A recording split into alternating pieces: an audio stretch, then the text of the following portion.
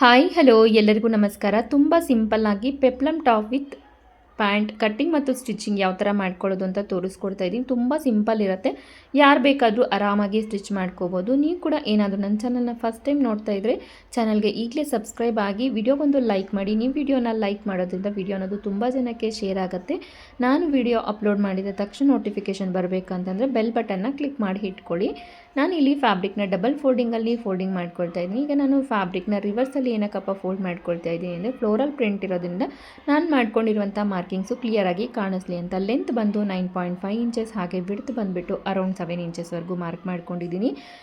Neck width ಬಂದು shoulders ಬಂದು 4.5, ಹಾಗೆ ಹಾರ್ಮ್ ಡೌನ್ ಕೂಡ 4.5 ಇಂಚಸ್ ಆದರೆ ಮಾರ್ಕ್ ಮಾಡಿಕೊಂಡು, ಚೆಸ್ಟ್ ಲೂಸ್ ಬಂದುಬಿಟ್ಟು 6.5 ಇಂಚಸ್ ಮಾರ್ಕ್ ಮಾಡ್ಕೊಂಡಿದ್ದೀನಿ. 1/2 ಇಂಚ್ ಎಕ್ಸ್ಟ್ರಾ ಮಾರ್ಜಿನ್ ಲೂಸ್ಗೋಸ್ಕರ ಇಟ್ಕೊಂಡಿದ್ದೀನಿ ಸ್ಟಿಚಸ್ಗೆ. ಈ ರೀತಿಯಾಗಿ ಶೋಲ್ಡರ್ ಪಾಯಿಂಟಿಂದ ಹಾರ್ಮೋಲ್ ಪಾಯಿಂಟ್ನ ಮಾರ್ಕ್ ಮಾಡಿಕೊಂಡು ಹಾರ್ಮ್ ಡೌನನ್ನು ಮಾರ್ಕ್ ಮಾಡ್ಕೊಂಡಿದ್ದೀನಿ. ಈಗ ನೆಕ್ ವಿಡ್ತ್ ಬಂದುಬಿಟ್ಟು 1.75 ಇಂಚಸ್ ಮಾರ್ಕ್ ಮಾಡಿಕೊಂಡು ಉಳಿದಿರೋದನ್ನು ಶೋಲ್ಡರ್ಗಾಗಿ ಇಟ್ಕೊಂಡಿದ್ದೀನಿ. ಹಾಗೆ ನೆಕ್ ಡೌನ್ ಬಂದು 3.5 ಇಂಚಸ್ ಆದರೆ ಮಾರ್ಕ್ ಮಾಡಿಕೊಂಡು ಇಟ್ಕೊಂಡಿದ್ದೀನಿ. ಈಗ ಇದನ್ನು ಫ್ರಂಟ್ ಸೈಡಲ್ಲಿ ರೌಂಡ್ ಶೇಪ್ ಆದರೆ ಮಾರ್ಕ್ ಮಾಡ್ಕೊಳ್ತಾ ಇದ್ದೀನಿ. ಇಲ್ಲಿ ಕೆಳಗಡೆ ಒಂದು 1/2 ಇಂಚು ಮೇಲ್ಗಡೆ ಮಾರ್ಕ್ ಮಾಡ್ಕೊಳ್ಳೋದ್ರಿಂದ ನಮಗೆ ಫಿಟ್ಟಿಂಗ್ ಅನ್ನೋದು ತುಂಬ ಚೆನ್ನಾಗಿ ಬರುತ್ತೆ, ಯಾವುದೇ ರಿಂಕಲ್ಸ್ ಇರೋದಿಲ್ಲ, ಫಾಲ್ ಆಗುತ್ತೆ ಅನ್ನೋ ಚಾನ್ಸಸ್ ಕೂಡ ಕಾಣಿಸೋದಿಲ್ಲ. ಈಗ ನಾವೇನು ಮಾರ್ಕ್ ಮಾಡ್ಕೊಂಡಿದ್ದೀವೋ ಒಂದು ಮಾರ್ಕಿಂಗ್ಸ್ ಮೇಲೆ ನೀಟಾಗಿ ಕಟ್ಟಿಂಗನ್ನು ಮಾಡ್ಕೊಳ್ತಾ ಇದ್ದೀನಿ. ನಾನಿಲ್ಲಿ ಸ್ಟಿಚ್ ಮಾಡ್ತಾ ಇರೋ ಡ್ರೆಸ್ ಸೈಜ್ ಬಂದು ಅರೌಂಡ್ 3 to 4 ಇಯರ್ಸ್ ಕಿಡ್ಸ್ಗೆ ಈಸಿಯಾಗಿ ಸರಿ ಹೋಗುತ್ತೆ. ಬೇರೆ ಸೈಜಸ್ಗೆ ಅಂದರೆ ಬಾಡಿ ಮೆಜರ್ಮೆಂಟ್ಸ್ ಅನ್ನೋದು ವೇರಿ ಮಾಡಿಕೊಂಡು ನೀವು ನಿಮ್ಮ ಸೈಜ್ನ ಅಡ್ಜಸ್ಟ್ ಮಾಡಿಕೊಂಡು ಕಟ್ಟಿಂಗನ್ನು ಮಾಡ್ಕೋಬೇಕು. ಬ್ಯಾಕ್ ಸೈಡು ನಾನು ಈ ಒಂದು ಸ್ಕ್ವೇರ್ ನೆಕ್ ಆದರೆ ಡ್ರಾ ಮಾಡಿಕೊಂಡು ಕಟ್ ಮಾಡ್ಕೊಳ್ತಾ ಇದ್ದೀನಿ. ಇದು ಪೆಪ್ಲಮ್ ಟಾಪ್ ಕಟ್ಟಿಂಗ್ ಆದರೆ ಆಲ್ಮೋಸ್ಟ್ ಆದರೆ ಮುಗೀತು. ನಾನಿಲ್ಲಿ ಮಾಡ್ತಾ ಇರ್ತಕ್ಕಂಥದ್ದು ಸ್ಲೀವ್ಲೆಸ್ಸು. ಬ್ಯಾಕ್ ಸೈಡ್ ಬಟನ್ ಮತ್ತು ಹುಕ್ಗೆ ಈ ರೀತಿಯಾಗಿ ಸ್ಪ್ಲಿಟ್ ಮಾಡ್ಕೊಂಡಿದ್ದೀನಿ. Front side has it is ಆಗಿ ಹಾಗೆ ಇದೆ. ನನಗೆ ಎಷ್ಟು ಎಕ್ಸ್ಟ್ರಾ ಫ್ಯಾಬ್ರಿಕ್ ಇರುತ್ತೋ ಅದನ್ನು ನಾನು ಪ್ಲೀಟ್ಸ್ ಆಗಿ ಇಟ್ಕೊಳ್ತೀನಿ. ಇಲ್ಲಿ ಪ್ಯಾಂಟ್ಗೆ 2 ಫೋಲ್ಡಿಂಗ್ಸಲ್ಲಿ ಫ್ಯಾಬ್ರಿಕ್ನ ತೊಗೊಂಡು ಅದಿನ್ನೆರಡು ಫೋಲ್ಡ್ಸ್ ಆದರೆ ಫೋಲ್ಡ್ ಮಾಡ್ಕೊಂಡು ಟೋಟಲಿ 4 ಫೋಲ್ಡಿಂಗ್ಸಲ್ಲಿ ಫ್ಯಾಬ್ರಿಕ್ ಆದರೆ ಇಟ್ಕೋಬೇಕು. ಇದನ್ನು ಕೂಡ ರಿವರ್ಸಲ್ಲಿ ನಾನು ತೋರಿಸ್ತಾ ಇದ್ದೀನಿ, ಮಾರ್ಕ್ ಮಾಡೋದು ನೀಟಾಗಿ ಕಾಣಿಸ್ಲಿ ಅಂತ. ಈ ರೀತಿ ನೀಟಾಗಿ ಕ್ಲೋಸ್ ಪಾರ್ಟ್ಸು ನನ್ನ ಕಡೆ ಇರೋ, ಓಪನ್ ಪಾರ್ಟು ಆಪೋಸಿಟ್ ಕಡೆ ಇರೋ ಥರ ಮಾರ್ಕ್ ಮಾಡಿಕೊಂಡು, ನಾನು ಅಗಲ ಬಂದು 9 ಇಂಚಸ್ಸು, ಉದ್ದ ಬಂದು 24 ಇಂಚಸ್ ಇರೋ ಥರ ಮಾರ್ಕ್ ಮಾಡ್ಕೊಂಡಿದ್ದೀನಿ.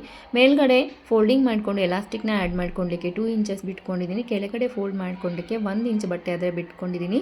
ನಂತರ ಬಟ್ಟೆ ಒಂದು ಸ್ವಲ್ಪ ಶಾರ್ಟೇಜ್ ಇರೋದ್ರಿಂದ ಕೆಳಗಡೆ ಫೋಲ್ಡಿಂಗ್ಸ್ಗೆ ಕಡಿಮೆ ಬಿಟ್ಕೊಂಡು, ನಿಮ್ಮ ಹತ್ರ ಫ್ಯಾಬ್ರಿಕ್ ಜಾಸ್ತಿ ಇದ್ದರೆ 1-2 ಇಂಚಸ್ ಆದರೂ ಈಸಿಯಾಗಿ ಬಿಟ್ಕೊಂಡ್ರೆ ತುಂಬಾ ಚೆನ್ನಾಗಿ ಕಾಣಿಸುತ್ತೆ. ನಾನಿಲ್ಲಿ 9 ಇಂಚಸ್ ಅಗಲದಲ್ಲಿ 1.5 ಇಂಚು ಮೈನಸ್ ಮಾಡಿಕೊಂಡು ಒಳಗಡೆಗೆ ಒಂದು ಮಾರ್ಕ್ ಮಾಡಿಕೊಂಡು ಕಿಸ್ತಾ ಲೆಂತ್ನ ಕೆಳಗಡೆ ಮಾರ್ಕ್ ಮಾಡ್ಕೊಂಡಿದ್ದೀನಿ. 9 ಇಂಚಸ್ ಇರೋ ಥರ ನಾನು ಈ ವಿಡ್ತನ್ನು ಮಾರ್ಕ್ ಮಾಡಿಕೊಂಡು ಇಲ್ಲಿಂದ 1.5 ಇಂಚು ಒಳಗಡೆ ಮಾರ್ಕ್ ಮಾಡ್ಕೊಂಡಿದ್ದೀವಲ್ವ, ಇದು ಈ ಪಾಯಿಂಟ್ಸ್ ಎರಡನ್ನು ಕೂಡ ನಾನು ಈ ರೀತಿಯಾಗಿ ಜಾಯಿಂಟ್ ಮಾಡ್ಕೊಳ್ತಾ ಇದ್ದೀನಿ.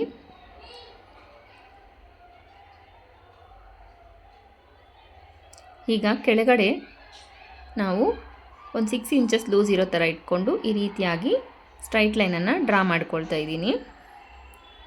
ಸೊ ಈಗ ನಾವೇನು ಮಾರ್ಕ್ ಮಾಡ್ಕೊಂಡಿದ್ದೀವೋ ಈ ಮಾರ್ಕಿಂಗ್ಸ್ ಮೇಲೆ ನೀಟಾಗಿ ಕಟ್ಟಿಂಗನ್ನು ಮಾಡ್ಕೊಳ್ಳೋಣ. ನೀವು ಕಿಸ್ತಾ ಲೆಂತ್ ಯಾವ ಥರ ಐಡೆಂಟಿಫೈ ಮಾಡ್ಕೋಬೇಕು ಅಂತಂದರೆ ಹಿಪ್ ಲೂಸು ಡಿವೈಡೆಡ್ ಬೈ 4 ಮಾಡಿಕೊಂಡು ಪ್ಲಸ್ 2 ಇಂಚಸ್ನ ಆ್ಯಡ್ ಮಾಡಿಕೊಂಡ್ರೆ ಪರ್ಫೆಕ್ಟಾಗಿ ಸಿಗುತ್ತೆ.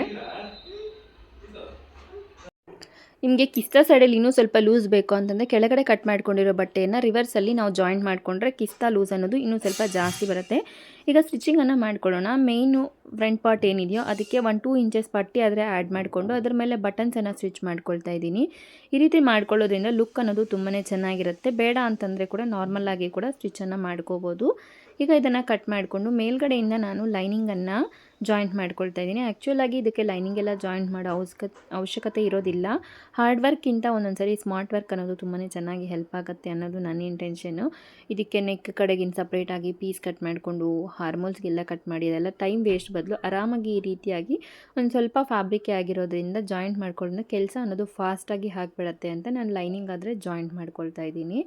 ಹಾರ್ಮ್ ಡೌನ್ ಕಡೆ ಹಾಗೆಯೇ ನೆಕ್ ಸೈಡು ಕೂಡ ನಾವು ಈ ಒಂದು ಸ್ಟಿಚ್ಚನ್ನು ಹಾಕ್ಕೊಂಡು ಇದನ್ನು ರಿವರ್ಸ್ ಮಾಡ್ಕೊಂಡಿದ್ದೀವಿ ಅಂದರೆ ಹಾರ್ಮೋಲ್ಸ್ ಸ್ಟಿಚ್ ಮಾಡೋಂಗಿಲ್ಲ. ಹಾಗೆಯೇ ನೆಕ್ ರೌಂಡ್ ಕೂಡ ಈಸಿಯಾಗಿ ಎರಡೂ ಕೂಡ ಒಂದೇ ಸಾರಿನೇ ರೆಡಿ ಆಗಿಬಿಡುತ್ತೆ.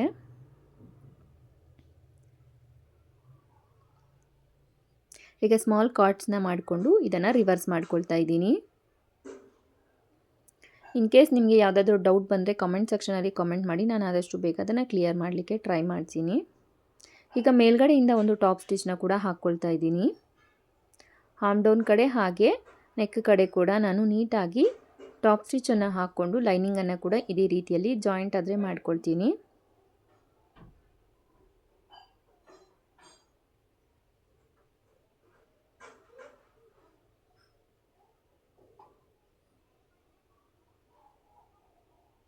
ಈಗ ಬ್ಯಾಕ್ ಸೈಡ್ಗೆ ಕೂಡ ಇದೇ ರೀತಿಯಾಗಿ ನೆಕ್ಕನ್ನು ಜಾಯಿಂಟ್ ಮಾಡಿಕೊಂಡು ಲೈನಿಂಗನ್ನು ರಿವರ್ಸ್ ಮಾಡಿಕೊಂಡು ಅದಕ್ಕೆ ಬಟನ್ ಪಟ್ಟಿ ಮತ್ತು ಕಾಜಾ ಪಟ್ಟಿಯನ್ನು ಹಾಕ್ಕೊಳ್ಳೋಣ.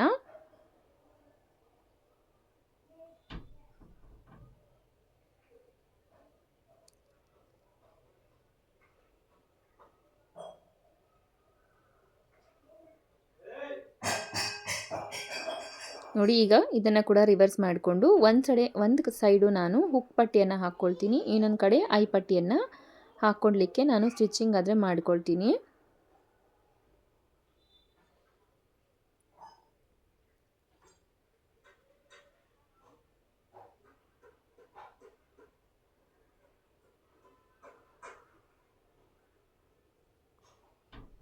ಈಗ ಎಕ್ಸ್ಟ್ರಾ ಇರುವಂಥ ಫ್ಯಾಬ್ರಿಕನ್ನು ನೀಟಾಗಿ ಕಟ್ ಮಾಡ್ಕೊಳ್ಳೋಣ. ಈಗ ಉಪ್ಪಟ್ಟಿಯನ್ನು ಯಾವ ಥರ ಮಾಡ್ಕೊಳ್ಳೋದು ಅಂತಂದರೆ, ನಾವು ಒಂದು 2 ಇಂಚು ಫ್ಯಾಬ್ರಿಕನ್ನು ಎಷ್ಟು ಉದ್ದ ಬೇಕೋ ಅಷ್ಟು ಉದ್ದ ಕಟ್ ಮಾಡಿಕೊಂಡು ಈ ರೀತಿಯಾಗಿ ಸ್ಟಿಚ್ ಒಂದನ್ನು ಹಾಕ್ಕೊಂಡು ಅದನ್ನು ತಂದು ಇದರ ಮೇಲೆ ಇಟ್ಟು ಮತ್ತು ಒಳಗಡೆ ಬರೋ ಥರ ಇದನ್ನು ಫೋಲ್ಡಿಂಗ್ ಮಾಡಿ ಸ್ಟಿಚ್ ಮಾಡಿಕೊಂಡ್ರೆ ಐ ಪಟ್ಟಿ ಅನ್ನೋದು ರೆಡಿ ಆಗಿಬಿಡುತ್ತೆ.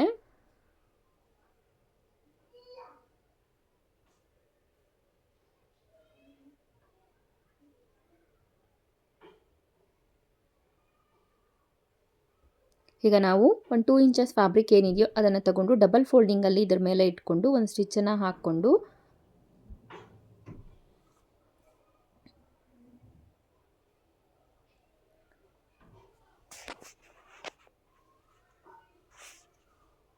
ಇದನ್ನು ಒಳಗಡೆಗೆ ಇಟ್ಕೊಂಡು ಒಂದು ಸ್ಟಿಚ್ಚನ್ನು ಹಾಕ್ಕೊಂಡ್ರೆ ಹುಕ್ ಪಟ್ಟಿ ಕೂಡ ರೆಡಿ ಆಗಿಬಿಡುತ್ತೆ. ಈಗ ಇದನ್ನು ಎಕ್ಸ್ಟ್ರಾ ಇರೋದನ್ನೆಲ್ಲ ನೀಟಾಗಿ ಟ್ರಿಮ್ ಮಾಡಿಕೊಂಡು ಶೋಲ್ಡರ್ಸ್ನ ಜಾಯಿಂಟ್ ಮಾಡ್ಕೊಳ್ಳೋಣ. ಇದು ಹುಕ್ ಪಟ್ಟಿ ಐ ಪಟ್ಟಿ ಮೇಲೆ ಇಟ್ಕೊಂಡು ಈ ರೀತಿಯಾಗಿ ಜಾಯಿಂಟ್ ಆದರೆ ಮಾಡ್ಕೊಂಡಿದ್ದೀನಿ. ಈಗ 2 ಶೋಲ್ಡರ್ಸ್ನ ಕೂಡ ಜಾಯಿಂಟ್ ಮಾಡ್ಕೊಳ್ತಾ ಇದ್ದೀನಿ.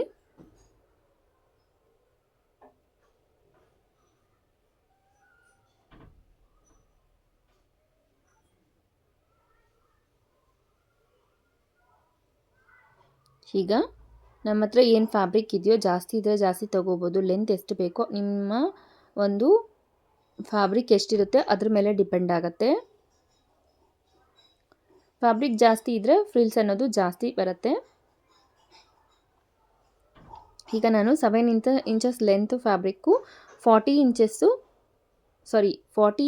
ಲೆಂತು 7 ಇಂಚಸ್ಸು ಬಿಡ್ತಿರೋ ಥರ ಫ್ಯಾಬ್ರಿಕ್ನ ಕಟ್ ಮಾಡಿಕೊಂಡು ಈ ರೀತಿ ಸ್ಮಾಲ್ ಪ್ಲೀಟ್ಸ್ ಆಗಿ ಅಡ್ಜಸ್ಟ್ ಮಾಡಿಕೊಂಡು ನಾನು ಈ ಒಂದು ಪ್ಲೀಟ್ಸನ್ನು ಸೆಟ್ ಮಾಡ್ಕೊಳ್ತಾ ಇದ್ದೀನಿ.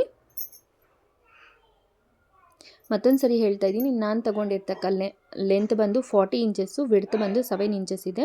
ಲೆಂತು ಮತ್ತು ವಿಡ್ತು ನಾವು ವೇರಿ ಮಾಡಿಕೊಂಡು ಕೂಡ ನಾವು ಅಡ್ಜಸ್ಟ್ ಮಾಡ್ಕೋಬೋದು. ಸ್ಮಾಲ್ ಪ್ಲೀಟ್ಸನ್ನು ಈ ರೀತಿಯಾಗಿ ಇಟ್ಕೊಳ್ತಾ ನಾವು ಕಂಪ್ಲೀಟಾಗಿ ಅಡ್ಜಸ್ಟ್ ಆಗೋ ಥರ ಫ್ಯಾಬ್ರಿಕ್ಕು ಈವನ್ನಾಗಿ ಪ್ಲೀಟ್ಸನ್ನು ಸೆಟ್ ಮಾಡ್ಕೋಬೇಕಾಗತ್ತೆ.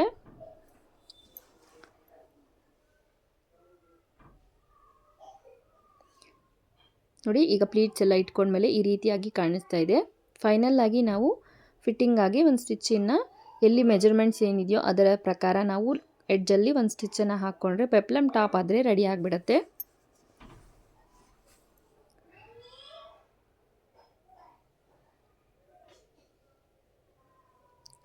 ಈಗ ಕೆಳಗಡೆ ಇದನ್ನು ಫೋಲ್ಡ್ ಮಾಡಿಕೊಂಡು ಒಂದು ಸ್ಟಿಚ್ಚನ್ನು ಹಾಕ್ಕೊಳ್ತಾ ಇದ್ದೀನಿ.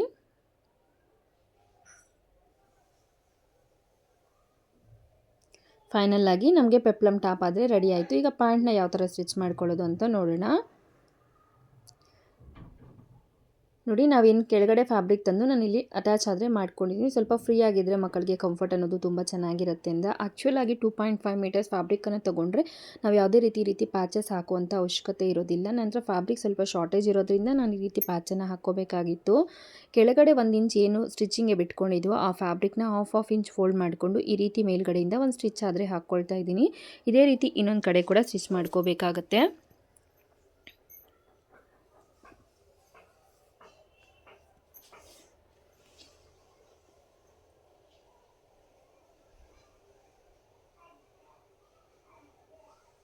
ಈಗ ನಾವು ಇದನ್ನು ರಿವರ್ಸ್ ಇಟ್ಕೊಂಡು ಎರಡು ಕಿಸ್ತಾನ ಒಂದು ಮೇಲೆ ಒಂದು ರೈಟ್ ಡೈರೆಕ್ಷನಲ್ಲಿ ಇಟ್ಕೊಂಡು ಎರಡೂ ಸೈಡ್ ಕೂಡ ನಾವು ಕಿಸ್ತಾನ ಜಾಯಿಂಟ್ ಮಾಡ್ಕೋಬೇಕಾಗತ್ತೆ.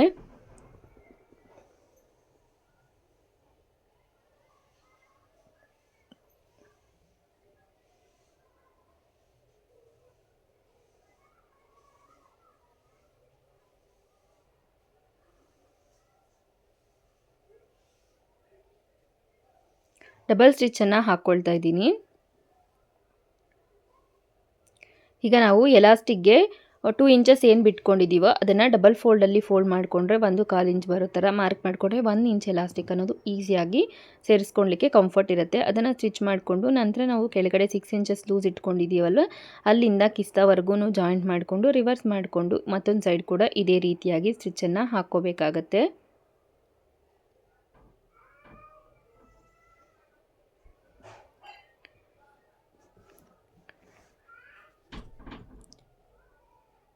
ಈಗ ನಾವು ಎಲಾಸ್ಟಿಕ್ಕನ್ನು ಹಾಕ್ಕೊಳ್ಳೋಣ.